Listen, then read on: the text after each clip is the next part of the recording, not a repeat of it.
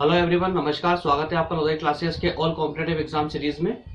दोस्तों, हमारा ये लेक्चर थर्ड लेक्चर होने वाला है। इसमें हम दो लेक्चर लास्ट टाइम हम कर चुके हैं, जिसके अंतर्गत हमने पिछली बार प्राचीन भारतीय इतिहास से संबंधित सीरीज में इसमें हमने लास्ट में उसके सोर्सेस को देखा था कि प्राचीन इतिहास के जो स्रोत है वो स्रोत कहाँ से हमको प्राप्त होते हैं। ठीक है, इस बार हम बात करेंगे रियल इतिहास पर। कहने का मतलब, मेरा मतलब यह है कि आज से हमारी क्लास, एक्चुअल क्लास स्टार्ट होने वाली है प्राचीन इतिहास को लेकर के। ठीक है, लास्ट के जो दो लेक्चर थे या लास्ट की जो हमारी क्लास थी कंप्लीटली, वो क्लास प्राचीन इतिहास के स्रोतों के बारे में हमको बताती थी। और आज से जो हम स्टार्ट कर रहे हैं, ये प्राचीन इतिहास का एक्चुअल पार्ट स्टार्ट होने वाला है। इस एक्चुअल पार्ट में हम बात करेंगे कि जो हमारा प्राचीन इतिहास है, जो हमें वास्तविक रूप से अध्ययन करना है, वो इतिहास एक्चुअल में शुरू कहां से होता है, उसको कितने खंडों में हम बांटकर उसका अध्ययन करते हैं, किस किस प्रकार से हम उसका अध्ययन करेंगे और कितने काल खंडों में उसको विभाजित किया गया है। ठीक है, और कौन कौन से कालखंड के, कहने का अर्थ ये है कि कौन कौन से भाग की क्या क्या विशेषताएं हैं, उन विशेषताओं के बारे में हम चर्चा करेंगे। उस साथ में ही हम ये भी देखने का प्रयास करेंगे कि कौन से भाग से, अर्थात कि जो प्राचीन इतिहास है हमारा, उस प्राचीन इतिहास को जितने भागों में विभाजित किया गया है, उन सभी भागों से किस भाग से हमें क्या जानकारी प्राप्त मिलती है, कौन से साक्ष्य मिलते हैं। तो उस साक्ष्यों के आधार पर भी और हमारी पढ़ने की सुविधा के आधार पर हम उसका कुल मिलाकर 3 विभाजन करने वाले हैं प्राचीन भारतीय इतिहास का, और 3 विभाजन के आधार पर ही हमारा पूरा ये अध्ययन कंप्लीट होने वाला है। ठीक है, तो दोस्तों बढ़ते हमारी सीरीज में। इसमें हमारा जो लेक्चर है, ये थर्ड लेक्चर है, बताने की आवश्यकता नहीं है। 2 लेक्चर हमारे कंप्लीट हो चुके हैं पहले। अगर आपने उन लेक्चरों को नहीं देखा है तो प्लीज पहले जाकर के उन लेक्चरों को देख लीजिए, जिससे कि हम आपकी जो अंडरस्टैंडिंग है वो कंप्लीट हो जाए और ये सीरीज आगे इससे कैसी कंप्लीट होती चली जाए, बढ़ जाए। ओके, इसमें हम बात करें प्राचीन भारतीय इतिहास में प्रारंभ से 1200 ईस्वी तक का इतिहास दोस्तों हम डिस्कस करने वाले हैं इस सीरीज के अंतर्गत।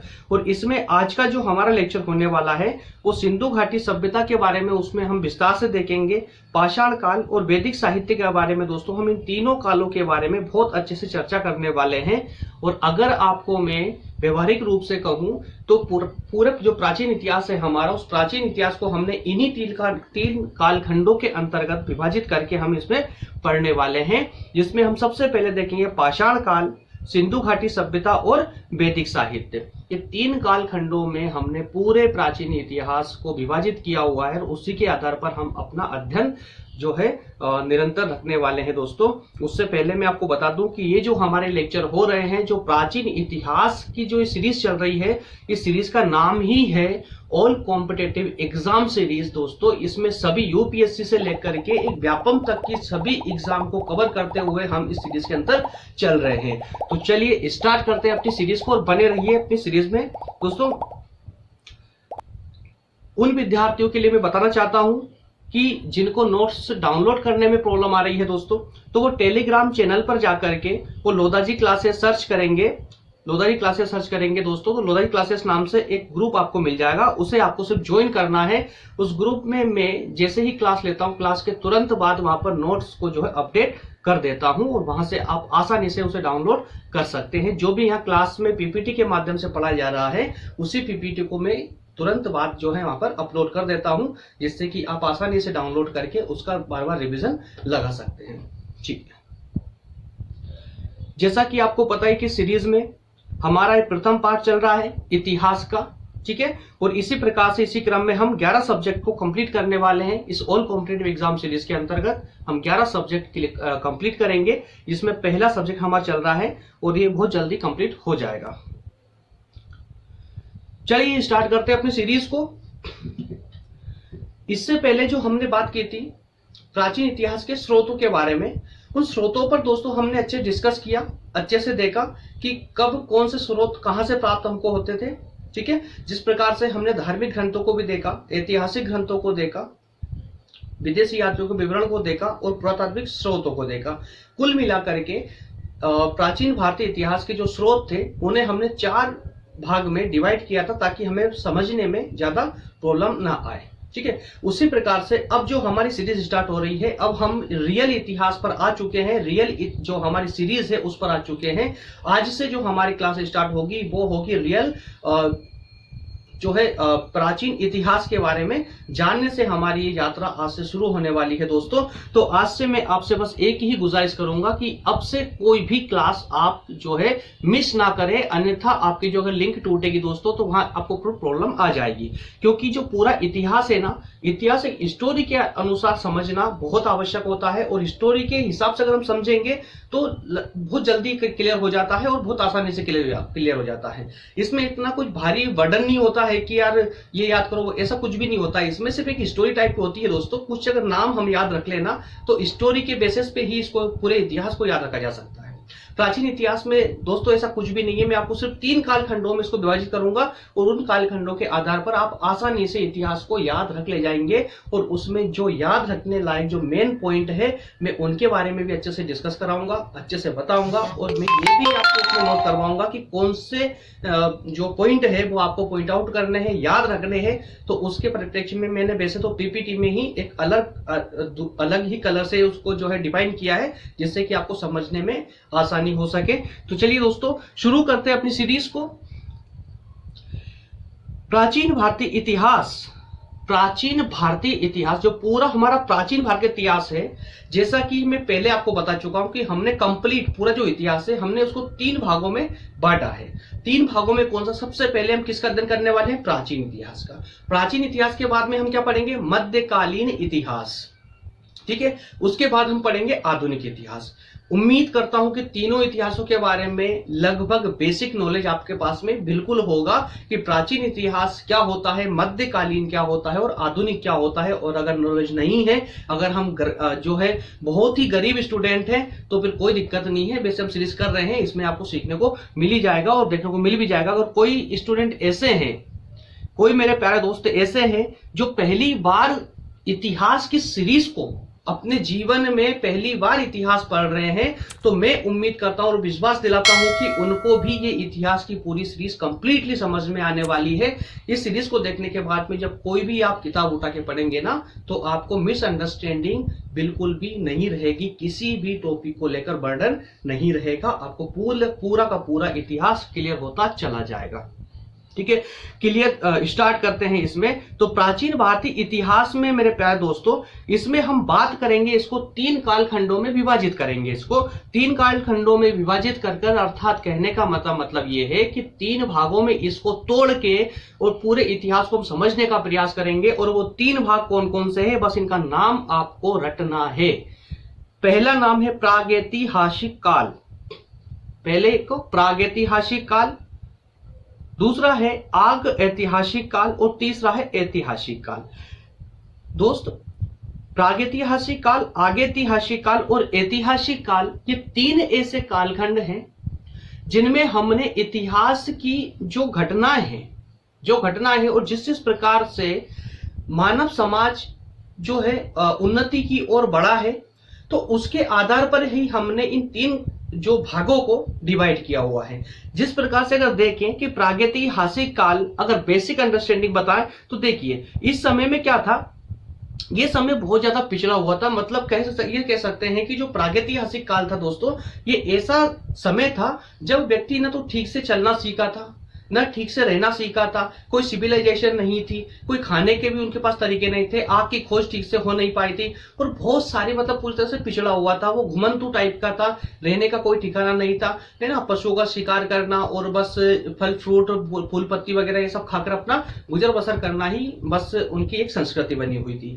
लेकिन जो वास्तविक रूप से जो उन्नति हुई समाज में, उन मानवों में जो उन्नति, वास्तविक रूप से जो उन्नति होना शुरू हुई, वो दोस्तों आपके आगैतिहासिक काल से जो है उन्नति होना शुरू होती है। आगैतिहासिक काल में आपको देखने को मिलेगा कि यहाँ पर काफी चीजों की खोज अब तक हो चुकी थी। ठीक है, आगैतिहासिक काल में। और देखिए एक चीज यहाँ पर और दिख रही है कि यहाँ पर लेखन व्यवस्था, लेखन कला बिल्कुल भी नहीं थी। अर्थात कहने का मतलब ये कि जो प्रागैतिहासिक काल था दोस्तों, इस प्रागैतिहासिक काल में कोई लेखन व्यवस्था नहीं थी, कोई पढ़ने लिखने की व्यवस्था नहीं थी। क्यों? क्योंकि इनके जो भाषा भी थी ना, वो भी इतनी डेवलप उस समय तक नहीं हो पाई थी। ठीक है। लेकिन जब आगैतिहासिक काल में आते हैं, जब वहां से आगे बढ़ते हैं, आगैतिहासिक काल में आते हैं, तो तब तक लेखन व्यवस्था शुरू उनकी हो चुकी थी। एक अलग बात है कि उनकी लेखन व्यवस्था आज तक किसी के द्वारा पढ़ी नहीं गई है। ये पता लगाया गया है कि हाँ, उस समय ये लिखते थे चित्रों के माध्यम से, सांकेतिक रूप से वो लिखते अवश्य थे, परंतु उनकी जो लेखन व्यवस्था थी उसको आज तक पढ़ा नहीं गया है कि किस प्रकार से ये लिखा हुआ और क्या लिखा हुआ है, ये नहीं देखा गया है। लेकिन फिर और आगे जब बढ़ते हैं, जब हम ऐतिहासिक काल की बात करेंगे दोस्तों, तो ऐतिहासिक काल तक आते आते जो है इनके लिखने और पढ़ने का जो तरीका था वो काफी डेवलप हो चुका था। अर्थात कहने का मतलब ये कि शिक्षा व्यवस्था काफी सुदृढ़ हो चुकी थी ऐतिहासिक काल तक आते आते, ठीक है। और इनके साक्ष्य हमें विभिन्न स्थानों से, विभिन्न ग्रंथों के माध्यम से या विभिन्न जो है पुरातात्विक साक्ष्यों के माध्यम से प्राप्त हुए हैं। उनकी चर्चा भी हम यहाँ पर करने वाले हैं। जो हमने पिछली क्लासों में की वो एक अलग, वो एक समग्र रूप था, पूरे प्राचीन इतिहास के स्रोतों के बारे में एक समग्र रूप था। लेकिन यहाँ पर हम एक पर्टिकुलर रूप से बात करेंगे कि किसकी खोज किसके माध्यम से होती है और कौन किसकी खोज करता है, उसका साक्ष्य क्या है। कहने का मतलब ये कि जब प्राचीन भारत के जब हम यहाँ बात करने वाले हैं, तो अब यहाँ साक्ष्यों के द्वारा बात करेंगे कि किस चीज की जो खोज, हम इन्होंने बोल तो दिया कि इस चीज की खोज यहाँ से हुई है, ठीक है। या फिर कहें कि ये संस्कृति यहाँ पर अपनाई जाती थी। जैसे कि अभी अभी हमने देखा कि प्रागैतिहासिक काल में न लेखन व्यवस्था थी, न पठन व्यवस्था थी। लेकिन आगैतिहासिक काल में लेखन व्यवस्था तो आ गई, लेकिन इतनी डेवलप नहीं थी कि वो आज हम उसको पढ़ के समझ सकें। या कहते हैं तो बस ये कह सकते हैं कि वो डेवलप नहीं थे। अरे भाई, ये भी तो बोल सकते हैं कि हम ही डेवलप नहीं हुए अभी तक, जो हम उनकी कला को पढ़ नहीं पा रहे हैं, ये भी हो सकता है, ठीक है। तो उसी प्रकार से और ऐतिहासिक काल की जब हम बात करेंगे तो यहाँ पर दोनों व्यवस्थाएं, लेखन और पठन दोनों स्टार्ट हो चुकी थी, ठीक है। तो एक एक करके हम इसको समझने का प्रयास करते हैं, आगे बढ़ाते हैं अपनी सीरीज को। तो शुरुआत करते हैं दोस्तों। इसमें शुरुआत करने से पहले एक एक पॉइंट और आप इसमें नोट कर लीजिए। प्रागैतिहासिक काल के अंतर्गत हम बात करेंगे पाषाण काल की। दोस्तों, ये नाम आपको इसके साथ ही रटना होगा। जैसे ही बात प्रागैतिहासिक काल की आएगी, देखिए पहली बात तो 3 काल है, कौन कौन से? प्रागैतिहासिक काल, प्रागैतिहासिक काल, आगैतिहासिक काल, प्रागैतिहासिक, आग ऐतिहासिक और ऐतिहासिक। 3 कालों की बात की। इन तीनों कालों को अन्य नामों से भी जाना जा सकता है। जैसे कि एग्जाम में एग्जामिनर आपको कंफ्यूज करेगा, प्रागैतिहासिक काल न बोलते हुए आपको पाषाण काल का शब्द का इस्तेमाल करेगा। क्या? पाषाण काल, ठीक है। और पाषाण काल को भी आगे चल करके और 3 भागों में तोड़ दिया गया है ना। पूरा पाषाण काल, नव पाषाण काल, इस प्रकार से। तो ये हम आगे देखने वाले हैं। तो पाषाण काल अर्थात प्रागैतिहासिक काल, सिंधु सभ्यता या हड़प्पा सभ्यता अर्थात आगैतिहासिक काल, और वैदिक सभ्यता। दोस्तों, पिछली बार हमने देखा था, काफी फोकस किया था हमने वैदिक काल पर, वैदिक सभ्यता पर। तो जो वैदिक काल है, जब वेद आना शुरू हुए, उसको हम बोलेंगे ऐतिहासिक काल। मेरे ख्याल से तीनों पॉइंट क्लियर हो गए अच्छे से, ठीक है। तो अब आगे बढ़ते हैं, हम सीरीज को अब आगे बढ़ाते हैं और शुरुआत करते हैं, ठीक है। इसके दोस्तों साक्ष्य क्या क्या है, इस साक्ष्यों पर हम एक छोटी सी नजर डाल देते हैं।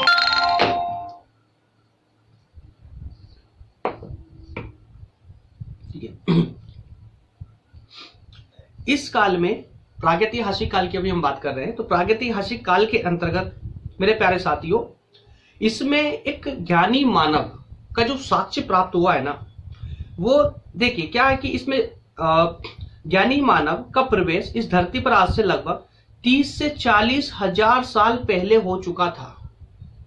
सोचिए, आप अंदाजा लगाइए कि एक मतलब मनुष्य जिसकी बुद्धि सक्षम थी, जैसे कि कहते हैं ना कि चिंपैंजी जो बंदर डेवलप हुआ तो वो मनुष्य का है ना, तो मनुष्य जो कि हमारे पूर्वज ही बंदर कहलाते हैं। तो उनका जो एक ज्ञानी जो माइंड था, जो उनका मस्तिष्क था, मस्तिष्क की अगर डेवलपमेंट की हम बात करें, मस्तिष्क की अगर विस्तार की बात करें, तो ये आज से अगर बात करें तो 30 से 40 हजार साल पहले उनका विकास हो चुका था। ऐसा मानव की खोज हो चुकी थी, ऐसे साक्ष्य हमको प्राप्त हुए हैं प्राचीन इतिहास से, है ना। इसके बाद में मानव कपि, अर्थात कहने का मतलब ये कि जो मानव के जैसा दिखने वाला, मानव का जैसे दिखने वाला के जो साक्ष्य मिले हमको, ये असम से मिले हैं।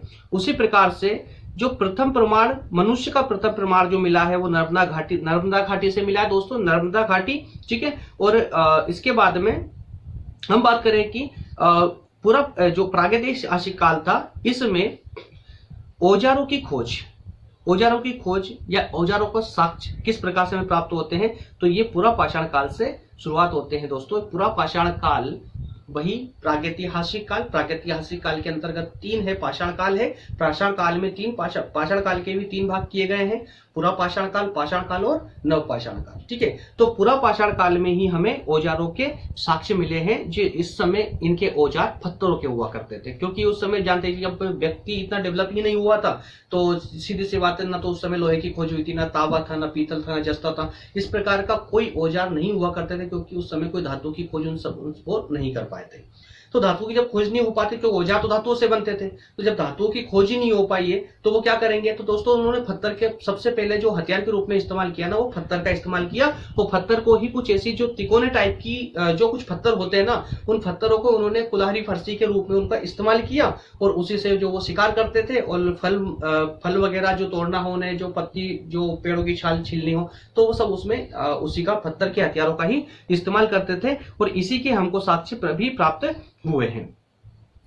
और इस समय की जो कलाकृति की अगर हम बात करें, कलाकृति, तो कलाकृति मेरे दोस्तों ये तमिलनाडु से हमें इसके साक्ष्य कलाकृतियों के प्राप्त हुए हैं। और वहीं प्राचीन, सबसे प्राचीन नगर की अगर बात करें, प्राचीन इतिहास के अंतर्गत सबसे प्राचीन नगर हमको मोहनजोदाड़ो मिलता है मेरे प्यारे दोस्तों, जो को मृतकों का टीला भी कहा जाता है, क्योंकि जो मोहनजोदाड़ो जो शहर मिला है हमको, ये एक इस प्रकार प्रामीण टाइप का एक पूरा शहर था, प्रामीण टाइप का, जिससे कि एक मृतकों का टीला कहा जाता था उस समय, मृतकों का टीला। ठीक है, अब मेरे दोस्तों अब इस पे ध्यान दीजिए कि जब हमने इतिहास को 3 भागों में विभाजित किया, प्रागैतिहासिक काल, आगैतिहासिक काल और ऐतिहासिक काल। प्रागैतिहासिक काल के अंदर मैंने आपको बताया था कि उसको हम पाषाण काल भी कहते हैं, पाषाण काल भी कहते हैं। उसी पाषाण काल को हम यहाँ 3 भागों में विभाजित कर रहे हैं, पूरा पाषाण काल और नव पाषाण काल। जो पूरा पाषाण काल के अंतर्गत, पूरा पाषाण काल जब था, उस समय व्यक्ति बिल्कुल भी मतलब कह सकते हैं कि अगर आज को अगर आप 100% मानते हो ना, तो उस समय को आप सिर्फ 5% मान के चलिए कि इतना ही वो डेवलप हो पाया था, कि सिर्फ 5% ही उनका दिमाग चल पाता था। वैसे तो मैं ये गलत बोल रहा हूँ, याद रखिए कि आज भी हमारा दिमाग 100% बिल्कुल कि 20% भी नहीं चल पाता है, लगभग 12 से 15% दिमाग ही हम इस्तेमाल कर पाते हैं, जो कि मानव को ये बहुत एक छोटी सी बात है ये तो, कि 15% हम अपना दिमाग का इस्तेमाल करते हैं। ठीक है, क्योंकि 20 से 25% करेंगे तो भगवान बन जाएंगे। इतना भी दिमाग इंसान के अंदर होता है कि 100% का तो संभव ही नहीं है। तो मैं सिर्फ इस आधार पे बोल रहा हूँ कि अगर आज के माइंड को, अगर आप आज की मानव प्रजाति को अगर आप 100% सफल समझते हैं, 100% सक्षम समझते हैं ना, तो उस समय मान लीजिए कि वो 5% ही सक्षम थे आज के कंपेयर में। ओके, तो कंपेरिजन में अगर हम बात करें तो देखिए उस समय जो मानव था वो एक घुमंतु टाइप का था दोस्तों। वो सिर्फ शिकार पर ध्यान देता था, शिकार करना, शिकार करके और उन जानवरों को खाना। उसके अलावा जो फल वगैरह है या पेड़ों के पत्ते या पेड़ों की छाल, इनका ही वो जो है भोज्य पदार्थ के रूप में इस्तेमाल करता था। और लगभग आग का आविष्कार इस समय तक, पूरा पाषाण काल में आग का आविष्कार हो चुका था। क्या क्लियर हुआ? ठीक है, क्या कि इस समय पूरा पाषाण काल में क्या था, मानव कैसा था, घुमंतु टाइप का था, है ना, कोई स्थायी निवास नहीं था इनका, मतलब इन्होंने कोई घर अपने मकान नहीं बनाए थे। एक जगह सोसाइटी में रहने का जो प्रचलन था, जो संस्कृति थी, वो डेवलप नहीं हो पाई थी अभी तक। और ये इस समय तक ये आग की खोज कर चुके थे।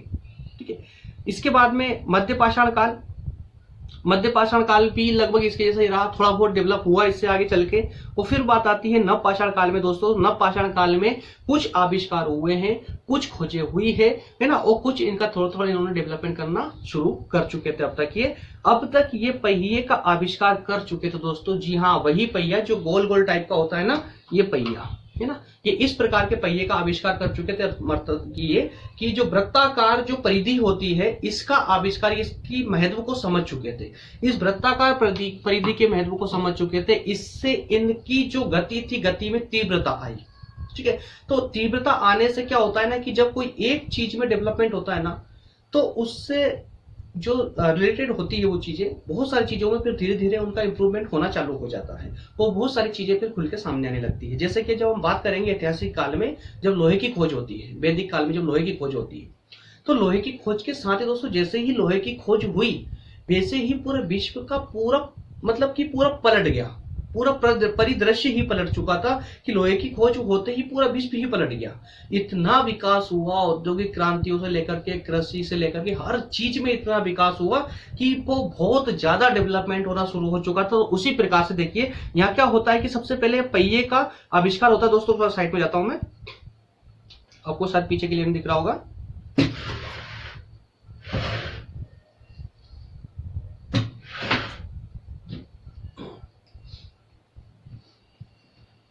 ओके, तो ये देखिए आप ध्यान दीजिए इसमें, पहिए का आविष्कार, उसके बाद में दोस्तों कृषि, पहिए के आविष्कार के साथ में कृषि का भी यहाँ पर आविष्कार होना शुरू हो चुका, एग्रीकल्चर भी यहाँ तक आ चुका था। ठीक है, एग्रीकल्चर के बाद में देखिए स्थायी निवास डेवलपमेंट हुआ, उसके बाद पशुपालन।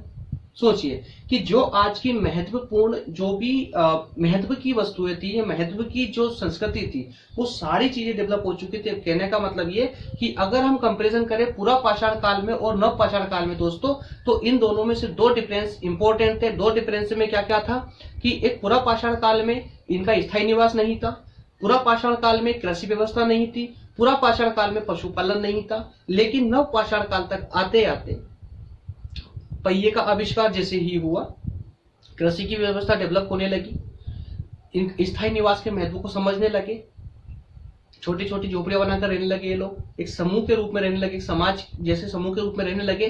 तो समाज का आविष्कार, समाज बन के सामने आई। ठीक है, वो जब समाज बन के सामने आए तो उन्हें एक संस्कृति पनपने लगी। तो इस प्रकार से कुछ नए नए आविष्कार जो है होना शुरू हुआ। क्या तीनों काल पाषाण काल में, तीनों पाषाण काल समझ आया आपको?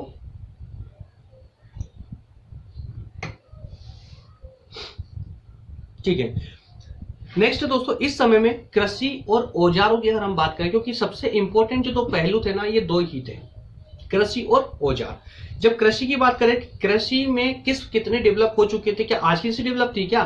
भाई आज के कह सकते हैं कि आज के इतना डेवलप तो नहीं था, परंतु उनके जो शुरुआत थी ना, शुरुआत की अकॉर्डिंग देखा जाए तो काफी अच्छी व्यवस्था तक ये नव पाषाण काल तक आ चुके थे।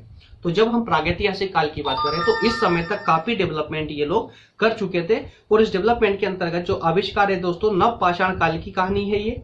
नव पाषाण काल तक ये तांबे की खोज कर चुके थे। देखिए यहाँ पर तांबे की खोज कर चुके थे, लेकिन अब जरा कंफ्यूज मत होइए, सुनिए, लोहे की खोज होने के बाद ही एकदम डेवलपमेंट क्यों हुआ? इसके पीछे कुछ कारण है। तांबा जो धातु होती है कैसी होती है आपको पता है? एकदम मुलायम टाइप की होती है। तांबा धातु कठोर नहीं होती बल्कि एक मुलायम धातु होती है। तो तांबे के हथियार बनाना या कुछ और अन्य ऐसी वस्तुएं बनाना जो कठोर हो, तो वो संभव नहीं था। ठीक है, तो तांबे का आविष्कार अभी तक हो तो चुका था, लेकिन फिर भी जो उस समय तांबे के जो हथियार बनाए गए थे ना, वो इतने ज्यादा विकसित नहीं थे कि उसका प्रयोग करके और संपूर्ण प्रकार के हथियार बनाए जा सके या कुछ ऐसे जो है पार्टिकल्स बनाए जा सके जो उनकी कृषि व्यवस्था से लेकर के अन्य व्यवस्थाओं में भी जो है हेल्पफुल हो। तो ये थोड़ा सा मुश्किल था उस समय, है ना। तो जब थोड़ा सा और आगे बढ़े तो तांबे के बाद में फिर कुछ जो है कांसे की खोज हुई। तो कांसा और तांबे को जब मिक्सअप करना ये लोग सीख गए तो फिर नए नए हथियारों का आविष्कार होना शुरू हुआ। ठीक है, ऐसे धीरे धीरे व्यवस्थाएं आगे बढ़ने लगी। तो जब हम बात करते हैं कि इसके औजारों की दोस्तों, तो औजारों में तांबे का तो इन्होंने आविष्कार मतलब कि तांबे की खोज ये कर चुके थे। वो तांबे से यहाँ से कुल्हाड़ी के कुछ साक्ष्य मिले हैं दोस्तों। वो प्रथम साक्ष्य जो हमको मिला है ये तमिलनाडु के जो है अतिरंपकम से हमें प्राप्त हुआ है, तांबे की कुल्हाड़ी का साक्ष्य। ठीक है, और जब फसल की बात करें मेरे प्यारे दोस्तों, तो फसल में गेहूं और जौ के जो है साक्ष्य हमको प्राप्त हुए हैं। गेहूं और जौ के साक्ष्य हमको यहाँ से प्राप्त होते हैं। कहां से? बलूचिस्तान से प्राप्त होते हैं दोस्तों, मेहरगढ़ बलूचिस्तान से। ठीक है, जो हम आगे और देखने वाले हैं कि मेहरगढ़ कहां पर है, ये सब एक एक चीज करके मैप के माध्यम से आपको पूरा समझाऊंगा, क्लियर कराऊंगा। ठीक है, तो ये मेहरगढ़ बलूचिस्तान से हमें जो है कृषि में गेहूं और जौ के साक्ष्य प्राप्त हुए हैं। और कुछ हद तक या कहें कि कहीं कहीं जगह पर जो हमें चावल के भी साक्ष्य प्राप्त हुए हैं यहां से। ओके, तो क्या दोस्तों क्लियर हो पाया ये कृषि और औजारों का?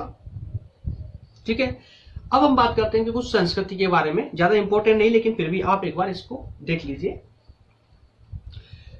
बर्तनों के आधार पर अगर हम इनकी संस्कृति की बात करें दोस्तों, संस्कृति मतलब उनका जो कल्चर था, कल्चर किस प्रकार से धीरे धीरे जड़ पकड़ रहा था, धीरे धीरे डेवलप हो रहा था, तो किस प्रकार से देखिए मालवा की जब हम बात करें दोस्तों, तो मालवा में काला और लाल रंग काफी प्रचलित हो चुका था। बुर्ज होम में अगर बात करें तो धूसर अर्थात की ग्रे कलर प्रचलित हो चुका था, वो इनकी खोज कर चुके थे। जोखेम के अंतर्गत वो लाल रंग का इस्तेमाल करने लगे थे। वही दक्षिणी जो नवपाषाण था दोस्तों, नवपाषाण में जो दक्षिणी जगह थी, दक्षिणी क्षेत्र जो हमको प्राप्त हुए हैं, वहां से पता लगा है कि यहाँ पर ये जो है चमकीला ग्रे है ना, जो चमकीला धूसर कलर का इस्तेमाल ये लोग करने लगे थे, इसके कुछ बर्तन वगैरह बनाने लग गए थे। और वही नवपाषाण काल में पूर्वी पाषाण काल में भूरा कलर है ना, भूरा लाल कलर और जौरवे संस्कृति का यहाँ पर विकास हो चुका था, जो ताम्र पाषाण संस्कृति को इंगित करती है ना। और इनाम क्या है दोस्तों, इनाम गांव नामक बस्ती का भी हमें यहां से साक्ष्य प्राप्त हुआ है। ओके, ठीक है। तो क्या दोस्तों ये कंप्लीट हो चुका है आपका? क्या इसमें कोई डाउट है?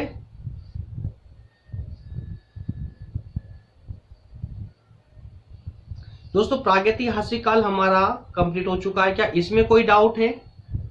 अगर डाउट नहीं है तो आगे बढ़ते हैं, और डाउट है तो भी आगे बढ़ेंगे।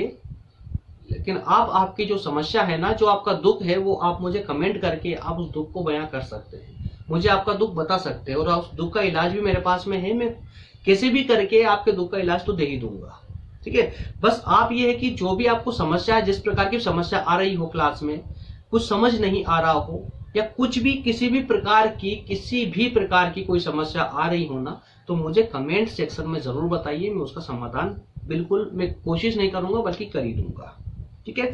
तो ये प्रागैतिहासिक काल हमारा कंप्लीट हो चुका है। अब हम बात करेंगे आगैतिहासिक काल की, और आगैतिहासिक काल को मैं आपको बता ही चुका हूं कि आगैतिहासिक काल कहिए या फिर सिंधु घाटी सभ्यता कहिए दोस्तों, दोनों एक ही बात है, ठीक है। जब पाषाण काल से कोई भी क्वेश्चन आएगा ना, तो वो सीधा सीधा प्रागैतिहासिक काल से लिंक होता है। उसी प्रकार जब कोई सिंधु सभ्यता या हड़प्पा सभ्यता की बात आती है, तो सिंधु सभ्यता या हड़प्पा सभ्यता किससे संबंधित है? आगे ऐतिहासिक काल से संबंधित है मेरे प्यारे दोस्तों, ठीक है। सिंधु घाटी सभ्यता से संबंधित है। और यहाँ हम देख चुके थे कि यहाँ पर पढ़ने लिखने की व्यवस्था उनके पास में थी, परंतु उनकी व्यवस्था को, उनकी जो कला थी पढ़ने लिखने की, उसे हम लोग नहीं समझ पाए अभी तक। तो ये हमारे क्लास आज का लेक्चर यहाँ एंड करते हैं दोस्तों। इसमें हमने देखा कि पूरे प्राचीन इतिहास को हमने 3 कालखंडों में विभाजित किया है, प्रागैतिहासिक काल, आगैतिहासिक काल और ऐतिहासिक काल। प्रागैतिहासिक काल हम इस लेक्चर में कंप्लीट कर चुके हैं। नेक्स्ट लेक्चर होने वाला है आगैतिहासिक काल के बारे में दोस्तों। इस आगैतिहासिक काल के अंतर्गत हम पूरे सिंधु सभ्यता, हड़प्पा सभ्यता को जानेंगे, और पूरे एक मैप के माध्यम से दोस्तों मैं आपको दिखा देता हूं, और मैप के माध्यम से पूरा समझने का प्रयास करेंगे कि कौन सा स्थान कहां पर हमें प्राप्त हुआ है ना। तो ये पूरा आपको मैं दिखा देता हूं एक बार मैप में, कि अगली क्लास जो हमारी चलने वाली है वो किस प्रकार से हम उसको चलाएंगे, किस किस प्रकार से कहां पर क्या होता है, तो वो सब दोस्तों हम देखने वाले हैं। देखिए जब हम नेक्स्ट क्लास स्टार्ट करेंगे दोस्तों, तो स्टार्टिंग में देखेंगे पूरा हम इसके मैप को समझेंगे। एक मिनट,